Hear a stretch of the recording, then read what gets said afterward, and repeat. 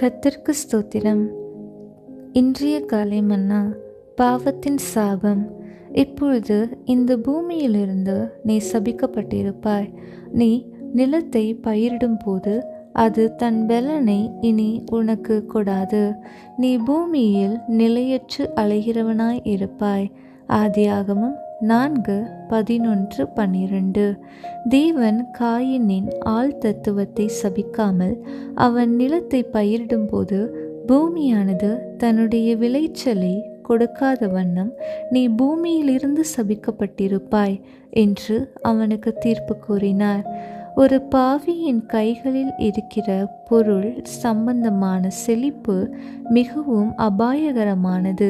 ஆகவே தேவன் தம்முடைய இரக்கத்தில் அதை ஒரு எல்லைக்குட்படுத்துகிறார்.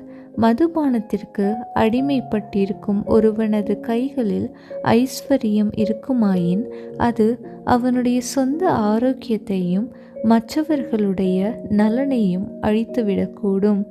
பூமிக்கு ஒரு பெலன் உண்டு. அது மனிதனுக்கு செழிப்பு, ஆரோக்கியம் போன்ற பெலனை கொடுக்கிறது. பெலன் என்னும் பதம் மூல பாஷையில் வல்லமை என்றும் அர்த்தமுள்ளதாய் இருக்கிறது.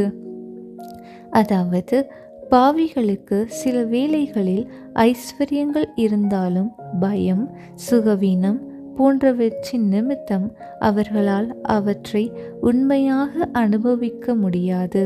பாவமானது ஒரு பாவியிடமிருந்து ஆரோக்கியம், ஐஸ்வர்யங்கள் ஆகியவற்றின் வல்லமையை பிடுங்கிக் கொள்ளுகையில் ஒரு பரிசுத்தவானோ தேவனுடைய ராஜ்யத்துக்கென்றும் தேவ மகிமைக்கென்றும் இந்த எல்லா ஆசீர்வாதங்களையும் உரிமை பாராட்டக்கூடியவனாய் இருக்கிறான்.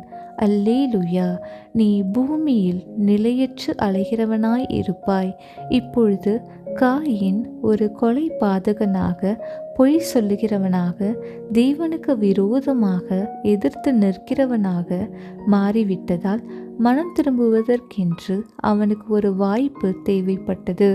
அவன் ஓரிடத்தில் சமாதானமாக தங்கியிருக்கத்தக்கதாக நிலைவரப்பட்டிருந்தால் பரலோகத்தை பற்றிய சிந்தை சற்றும் இல்லாதவனாக ஜீவித்திருப்பான். ஆனால் இப்பொழுது அவனுடைய ஜீவியம் நிலைவரப்படுத்தப்படாததாக இருப்பதால் அவன் முடிவாக நிலைவரப்பட்டு சமாதானமாக இருக்கக்கூடிய ஒரு இடத்தை, அதாவது பரலோகத்தை தேட வேண்டியதாய் இருக்கிறது.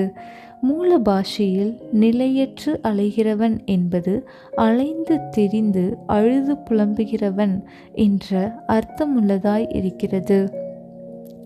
நாம் எவ்வளவு அதிகமாக பாவம் செய்து நம்முடைய இருதயங்களை கடினப்படுத்துகிறோமோ அவ்வளவு அதிகமாக பாடுகளும் தண்டனையும் நமக்கு கிடைக்கும்.